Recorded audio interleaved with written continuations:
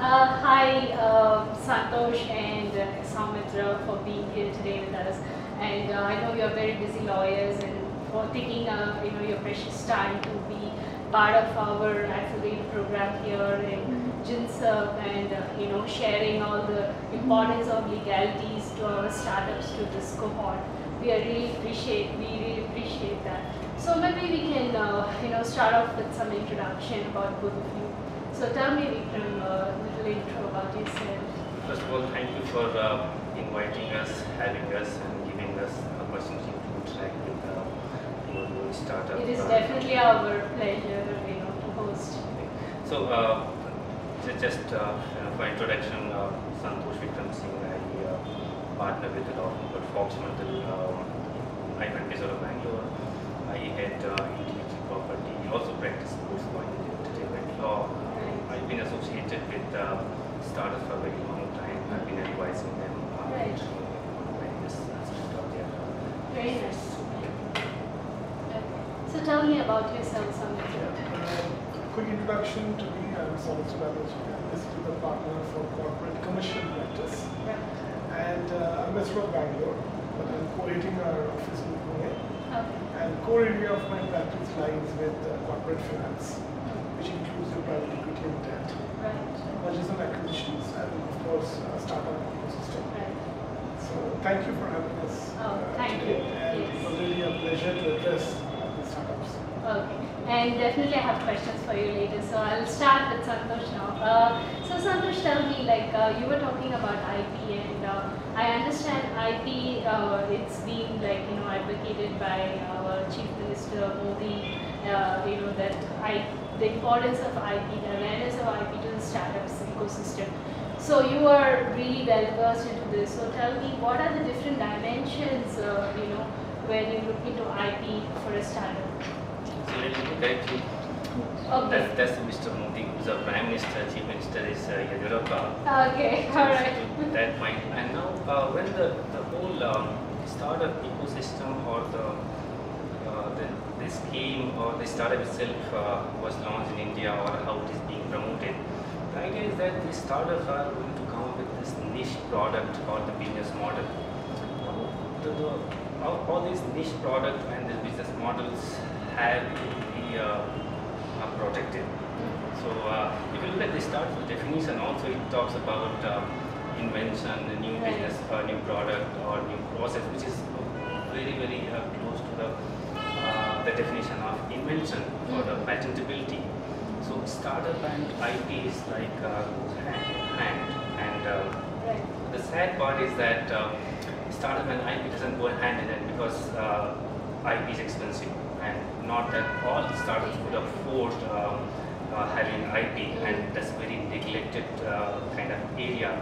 But startup ecosystem outside India, they focus on IP first thing, and in India. So Yes, Modi has been yes. promoting different various state governments have been promoting how to incentivize startup so they could adopt IP system and create those niche products which are have a unique features and can be sold worldwide and make a good business model out of it, business out of it. Right. So intensifies in the sense that giving them a good rate so that they all can afford it and they can start creating IPs. Is that So there are a few things. One is that creating an ecosystem.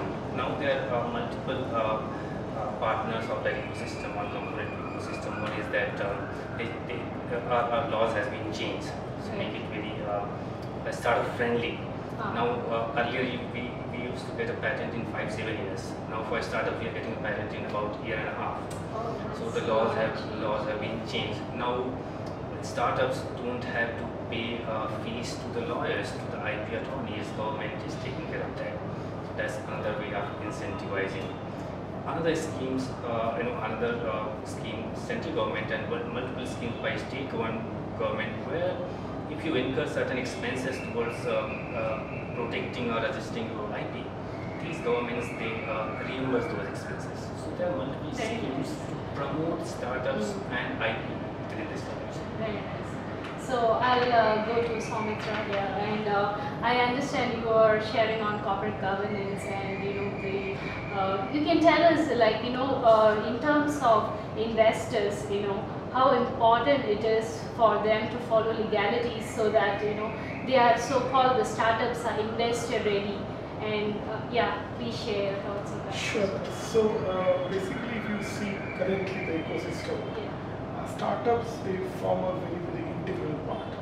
Like in terms of choice for investment or from growth potential perspective, because with the lot of incentives from the government, like Make in India concept, and the different legislations, the kind of incentives they are providing, like in tax or in terms of labor legislations.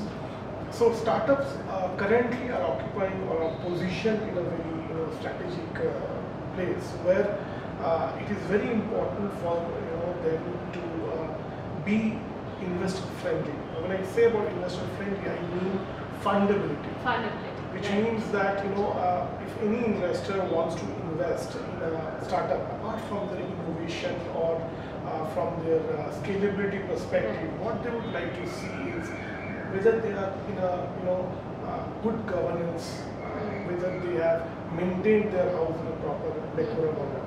So from that perspective, it becomes very important for the startups that they should also try to be compliant with the law, whether that is under your Companies Act or in terms of your labor legislations, whether it comes to your registrations or filings.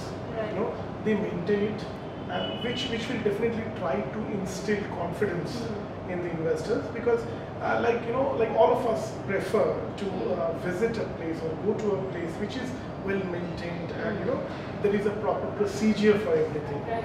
So apart from their internal policies, compliance or good governance is very critical, which is which can help an investor to decide on which startup to go for. Right. Of course, their product, their scalability, their market, and Exactly. innovation, Yes. they do play an important role. So, like you said, there are many aspects to investors. So, tell me, like, how important this corporate governance or keeping, this. You were saying.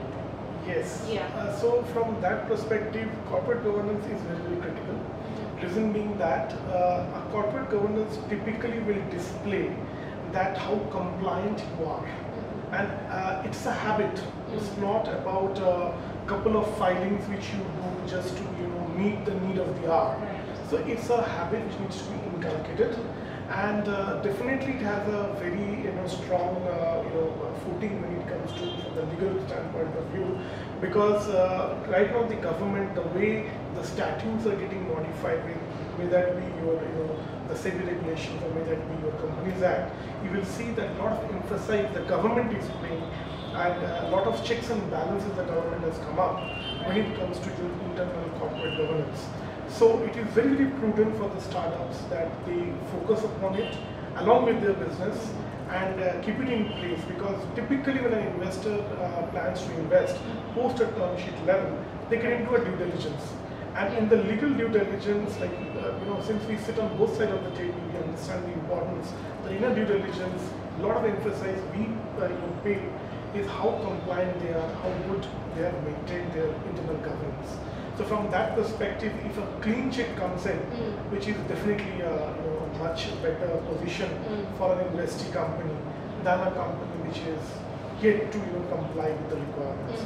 So to come up with a very good position in a due diligence, it is always recommended that they should behave and inculcate the habit of good governance From the starting.